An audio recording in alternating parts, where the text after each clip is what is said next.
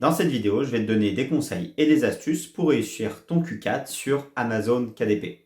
Le Q4, je te le rappelle, c'est la meilleure période de l'année pour le business en ligne. C'est là où les ventes, elles explosent. C'est en fait Noël, décembre et novembre notamment. J'ai déjà réalisé 3 Q4 sur Amazon et j'ai maintenant assez de recul pour voir ce qui fonctionne et ce qui fonctionne pas. Et c'est ce que je vais essayer de te transmettre dans cette vidéo. Mais avant ça, n'oublie pas, si tu veux recevoir gratuitement des conseils et des astuces liées à Amazon KDP, tu peux t'inscrire à ma liste email. C'est le premier lien qui est juste en bas en description. Allez, c'est parti pour la vidéo. Dans cette vidéo, je vais donc vous donner quelques conseils pour réussir sur Amazon KDP pendant votre Q4. Donc le Q4, le dernier trimestre de l'année, octobre, novembre et décembre. Une période où sur Amazon et dans le business en général et surtout dans le business en ligne, les ventes s'accélèrent et forcément on fait plus de chiffre d'affaires, plus de marge. Donc c'est une période à ne surtout pas louper. Donc en fait, en réalité, il va y avoir deux vidéos. Une première vidéo aujourd'hui où je vais plutôt m'adresser aux débutants. Donc si vous faites quelques ventes par mois, peut-être 10, 20, 50, 100, 200 ventes par mois, cette vidéo, elle s'adresse parfaitement à vous. Et puis une deuxième vidéo, toujours sur le Q4, pour préparer le Q4, mais là où je vais m'adresser plutôt à des personnes qui ont plus d'expérience et qui ont des meilleurs résultats.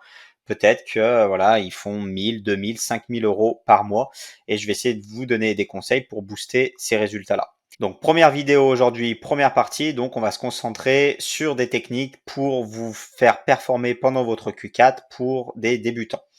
Alors, dans cette vidéo, déjà, la première chose que je vais envie de vous conseiller de faire, c'est de continuer à publier. Là, au moment où je tourne cette vidéo, nous sommes en août. Août, septembre, voire octobre sont des mois qui sont relativement difficiles sur Amazon KDP. Les résultats faiblissent. En plus, il fait généralement beau en août. En septembre, on a la rentrée scolaire, on a voilà la fin des vacances. Il y a plein de choses qui se passent et on n'a pas forcément envie de travailler sur Amazon KDP, de rester sur son ordinateur. Pourtant, c'est le meilleur moment pour travailler parce que c'est le moment où vous devez finalement charbonner pour préparer votre Q4. Donc, ce que j'ai envie de vous conseiller, déjà, première chose, c'est de continuer à publier sur août, septembre, octobre. Donc pour ça, ce que je vous conseille, c'est de bien vous préparer en amont, de prévoir les livres que vous allez mettre en place, le nombre de livres que vous allez publier, de les faire et de les publier au meilleur moment. Donc en principe, le meilleur moment, donc ça dépend de votre niche, mais souvent c'est octobre, septembre à la limite, ça peut être aussi novembre. Donc pour voir où vous devez publier votre livre, pour voir la date où vous devez publier votre livre, je vous conseille de regarder la courbe des ventes de vos concurrents. Donc vous prenez la courbe d'Helium 10 de vos concurrents et vous regardez quand ils vendent le mieux, quand ils vendent le plus, ou en tout cas au moins quand la courbe elle descend. Donc là j'ai pris un exemple un petit peu au hasard. Vous voyez qu'il a son pic de vente ici à Noël. Et puis avant, en fait, de septembre à Noël, sa courbe de vente descend. Donc, ce que je vous conseille, un livre comme ça, c'est de le publier quand la courbe, elle descend, donc environ ici. Donc là, vous voyez, typiquement, on serait début octobre. Donc ça, c'est une bonne date de publication. Vous allez commencer à vendre et puis pour bien performer à Noël. Donc, organisez-vous bien, prévoyez les livres que vous allez créer et publiez-les au meilleur moment, septembre, octobre, novembre, suivant votre niche, votre livre. Souvent, à Noël, les temps de publication sont un petit peu plus longs, donc je vous déconseille de publier vraiment en décembre, ça sera trop tard. Puis en plus, votre livre n'aura pas le temps de ranker. Ni fin novembre, mais à la limite début novembre, c'est encore bon. Si vous publiez début novembre, votre livre aura le temps de se positionner, d'être publié et puis de commencer à bien vendre pour Noël. Donc ça, c'est une solution. Voilà. Ensuite, vous allez me dire quel type de niche faire. Ce que souvent on dit que sur Amazon, sur le Q4, tout fonctionne. C'est-à-dire que Noël, c'est tellement fort que tous les livres fonctionnent. En réalité, ce qui fonctionne, c'est tout ce qui est idées cadeaux. Donc, idées cadeaux, il y en a plein. Et vous pouvez vous adresser à tout type de cible. On ne fait pas de cadeaux qu'aux enfants. C'est vrai qu'on fait particulièrement des cadeaux aux enfants à Noël. Mais finalement, on peut faire des cadeaux à tout le monde. Donc, je vous ai pris 3 exemples pour vous montrer Ici, un exemple pour un cadeau pour les mamies. Donc, c'est un livre à compléter, c'est du low content sur, voilà, c'est Mamie, parle-nous de toi. Donc là, on vient poser des questions et la mamie vient y répondre. Donc, c'est le petit enfant qui offre ça à sa mamie. Donc ça, bien entendu, ça fonctionne bien pour la fête des grands-mères, mais aussi pour Noël, hein, parce que, eh bien, on a des milliers de petits-enfants qui veulent faire des cadeaux à leur mamie. Et donc, ça fonctionne très bien. Donc, par exemple, là, vous voyez, on est dans le top 100. Je vous dis pas que la niche elle est bonne parce que cette niche maintenant elle est concurrentielle, mais je voulais vous montrer des idées pour que vous compreniez bien que ça s'adresse pas qu'aux enfants, qu'on peut très bien offrir ça par exemple à une grand-mère. Mais il y a voilà plein d'autres livres comme ça, à des papilles, à des couples, à des adultes, il y a plein de choses qui peuvent se faire. Deuxième exemple, un livre de blagues. Donc un livre de blagues, donc potentiellement ça peut être pour les enfants, mais ça peut être aussi, vous savez, typiquement le genre de cadeau qu'on peut offrir par exemple, un petit cadeau pas cher qu'on offre à tout le monde, à toute sa famille, ou qu'on met, vous voyez, dans les assiettes par exemple au repas de Noël. Souvent on offre un petit cadeau. Ça peut être ça qu'on met au milieu de l'assiette, un livre de blagues pour se raconter des blagues. Ça peut être aussi pour le jour de l'an, une bonne idée de petit cadeau à faire entre copains au jour de l'an. Donc c'est des choses qui fonctionnent bien. Donc là, vous voyez, ça courbe sur un an. On voit que le pic des ventes donc est bien à Noël. On rentre dans le top 1000. Donc moins de ventes que dans l'exemple précédent, mais quand même, ça reste tout à fait correct. Un top 1000 à Noël, c'est tout à fait intéressant en termes de volume de vente. Voilà, encore une fois, livre de blagues, c'est pas forcément la meilleure niche parce que c'est concurrentiel, mais je vais vous faire comprendre l'idée. L'idée, c'est que dans un livre de blagues, on s'adresse pas forcément qu'aux enfants, on peut s'adresser aussi aux adultes, et ça peut très bien faire un petit cadeau à offrir pour Noël ou pour le jour de l'an. Troisième exemple, là on s'adresse aux enfants, alors pas que, hein, mais principalement aux enfants. Livre crée ton manga, donc ce sont des planches vierges qu'on va venir compléter. Donc là encore une fois, eh bien ça fonctionne bien à Noël. On voit que ça vend de plus en plus et surtout à Noël, on rentre dans le top 100. Donc là, on fait vraiment beaucoup de ventes et c'est vraiment très intéressant. Voilà, donc trois exemples différents, tout ça pour vous dire que eh bien, vous avez l'embarras du choix. Il faut que votre livre fasse cadeau. Par exemple, je ne sais pas si vous faites un livre, je sais pas, sur le diabète, bah, c'est pas un bon cadeau, c'est pas une bonne idée pour le Q4 parce que c'est pas quelque chose qu'on offre spécialement pour Noël, un livre sur le diabète. C'est une thématique plutôt sur la santé, là, donc c'est plutôt une thématique qui va bien fonctionner, par exemple, en début d'année avec les bonnes résolutions, par exemple, un livre sur le régime, des choses comme ça. Mais effectivement, ça va pas fonctionner, ce type de niche-là, sur le Q4. Donc, pensez bien, idée cadeau, dites-vous, exemple simple, à qui je pourrais l'offrir? Est-ce que je pourrais l'offrir à mon petit-neveu? Est-ce que je pourrais l'offrir à mon cousin, à ma tante, à ma grand-mère? Voilà, si vous pouvez l'ouvrir, si vous pouvez l'offrir et si ça fait plaisir, c'est une bonne idée cadeau. Il y a grande chance que ça fonctionne pour le Q4. Et après, bien entendu, on n'oublie pas les basiques, hein, de vérifier la concurrence, pas trop de concurrents, de vérifier votre marge, une bonne marge, de vérifier la demande, il faut qu'il y ait une forte demande, etc., etc. Mais bon, tout ça, on en a déjà parlé sur cette chaîne. Voilà, donc ça, c'était le premier axe. Finalement, le premier axe, c'était continuer à publier jusqu'à novembre pour avoir le plus de livres possible dans des niches différentes. Encore une fois, vous vous organisez bien. Je vous dis pas d'en publier 25 par mois, suivant votre temps, suivant la difficulté à faire, peut-être que vous allez en publier un, deux par mois, trois, quatre, suivant votre travail. Mais en tout cas, continuez à publier. C'est encore le moment. C'est le moment ou jamais même d'ailleurs. Deuxième axe à travailler, c'est de travailler sur vos livres qui fonctionnent. Exemple, si vous avez un livre, par exemple, qui fait quelques ventes par mois, eh bien, ce livre-là, je vous conseille de l'améliorer. Peut-être que vous pouvez améliorer sa couverture. Peut-être que vous pouvez faire un joli contenu à plus. Vous voyez, un joli contenu à plus comme celui-ci qui va être travaillé, qui va apporter plus de ventes sur votre livre. Peut-être que vous pouvez améliorer la description. Voilà, donc tout ça, ça va être finalement d'améliorer le marketing de votre livre sur votre fiche produit, donc améliorer la fiche produit et notamment le marketing. Donc ça, c'est la première étape. Après, vous pouvez aussi, si votre livre, il vend régulièrement, il vend un petit peu, par exemple, il vend, je sais pas, 30 fois par mois, eh bien probablement que vous avez des commentaires. Donc, n'hésitez pas à regarder vos commentaires. Regardez ce qui se fait, regardez ce qu'on vous dit de faire, quels sont les défauts de vos livres, et améliorez votre contenu, améliorez votre intérieur. Parce que c'est maintenant ou jamais que vous devez fournir un livre de qualité pour avoir des bons commentaires et pour que votre livre, ensuite, il ait des bons commentaires l'année prochaine.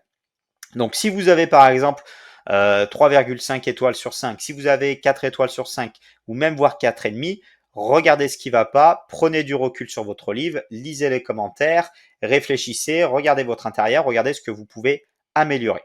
Regardez aussi la valeur supplémentaire que vous pourriez apporter.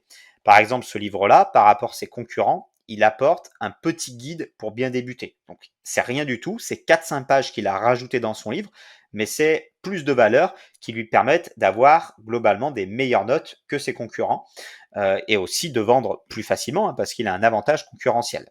Et enfin, la dernière chose que je vous conseille d'améliorer, c'est aussi vos mots-clés qu'on ne voit pas ici, mais qui sont sur votre fiche produit. Donc, vous savez, les 7 cases, eh bien, je vous conseille potentiellement de les retravailler s'ils ne sont pas assez bons, de venir choisir les meilleurs, par contre, de rajouter des mots-clés qui vont fonctionner pour Noël.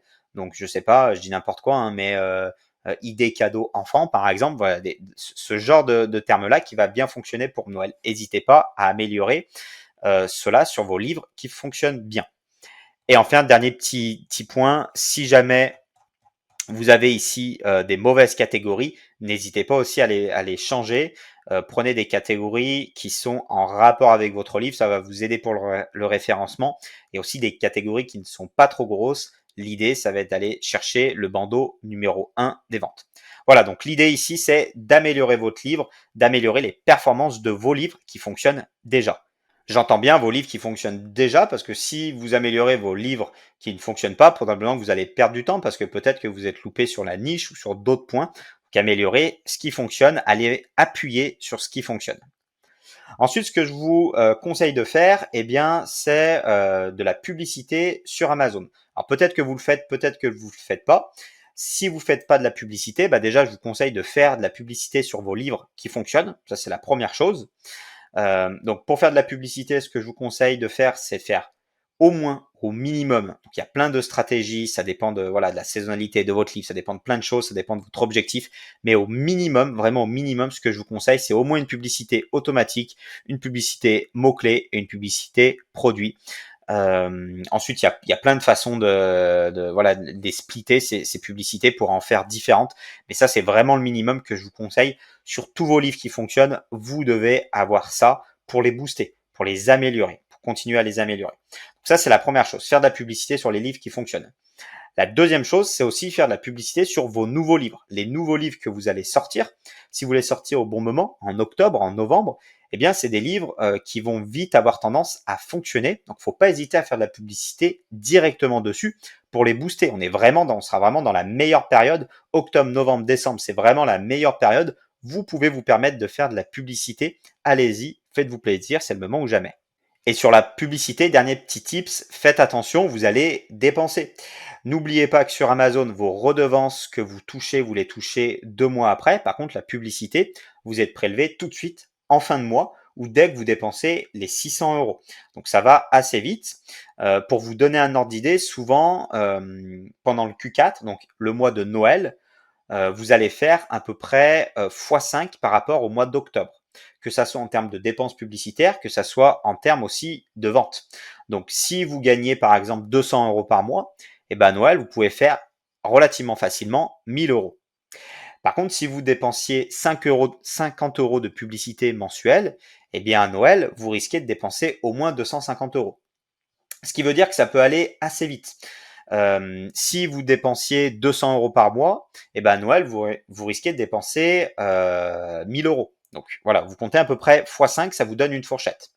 Donc pour ça, ce qu'il faut faire, déjà, il faut prévoir sa trésorerie. Prévoir sa trésorerie sur décembre et novembre, les 2 mois où vous dépensez le plus, potentiellement un petit peu plus aussi en octobre. Donc octobre, novembre, décembre, prévoyez votre trésorerie, prévoyez une belle trésorerie, suivant vos dépenses, calculez combien vous avez besoin pour au moins que vous ne soyez pas à court. Parce que la pire des choses qui pourrait vous arriver finalement, c'est que vous faites un bon démarrage sur vos livres, que le début Q4 se passe bien pour vous, que novembre se passe bien, mais qu'en décembre, vous n'avez plus de budget pub, vous êtes obligé de couper, et du coup, vous allez vous en vouloir. C'est exactement ce qui m'est arrivé l'année passée. L'année passée, même si j'ai eu des gros budgets pub, j'étais en train de faire un achat immobilier, Et du coup, bah, en décembre, j'ai été forcé de garder de l'apport pour mon achat immobilier. J'ai dû couper mes pubs. J'avais pas prévu, donc j'ai dû couper mes pubs. Et du coup, bah, pendant plusieurs jours, j'avais pas de pub au meilleur moment finalement. Donc c'est vraiment le pire moment. On est le 10 décembre, là où les ventes cartonnent, et ben moi j'avais plus de pub dessus. Donc ça m'a vraiment frustré parce que j'ai pas pu aller au bout. J'aurais pu avoir de bien meilleurs résultats. Donc faites-vous pas avoir, préparez votre trésorerie, faites-vous pas avoir. Ne vous faites pas avoir aussi par votre plafond de carte bancaire. La plupart des cartes bancaires, elles ont un plafond. Des fois, c'est 500 euros, 1000 euros, 5000 euros, 10 000 euros. Vérifiez votre plafond pour pas vous faire avoir, parce qu'encore une fois, ça pourrait être quelque chose qui vous embête. Vous atteignez votre plafond de carte bancaire et vous pouvez plus faire publicité. Donc ça, c'est assez embêtant. Donc je vous conseille de vérifier ça. Votre trésorerie, avoir bien de la trésorerie disponible, suffisamment, prévoyez large. Je vous disais de prévoir x5, mais peut-être prévoyez un peu plus, comme ça vous serez sûr. Et prévoyez de ne pas atteindre le plafond de votre carte bancaire, sinon faites-le augmenter. Voilà pour ça. Donc finalement, deux grands axes que je vous conseille de travailler. D'abord, de continuer à publier jusqu'à novembre. Et ensuite, donc d'appuyer où ça fonctionne, donc d'appuyer sur vos livres qui fonctionnent déjà, qui vendent un petit peu déjà, appuyez dessus, peaufinez-les et puis faites de la publicité. Voilà pour cette vidéo, j'espère que ça vous aura aidé. Du coup, dans la prochaine vidéo, eh bien, je vais parler toujours de Q4, mais je vais aller dans des techniques un petit peu plus poussées parce que je vais m'adresser à des personnes qui sont déjà un petit peu plus évoluées, des personnes qui réalisent peut-être 1000, 2000, 5000 euros par mois sur Amazon KDP de royalties. Donc déjà qui ont des plus jolis revenus et qui veulent aller au-dessus, qui ne veulent pas louper leur Q4. Donc je continuerai à donner des conseils sur cette période de l'année. Voilà, j'espère que cette vidéo, elle vous aura plu, qu'elle va vous aider à avoir des bons résultats pour le Q4. Et puis, bah, je vous dis à très vite pour la prochaine vidéo. Allez, ciao!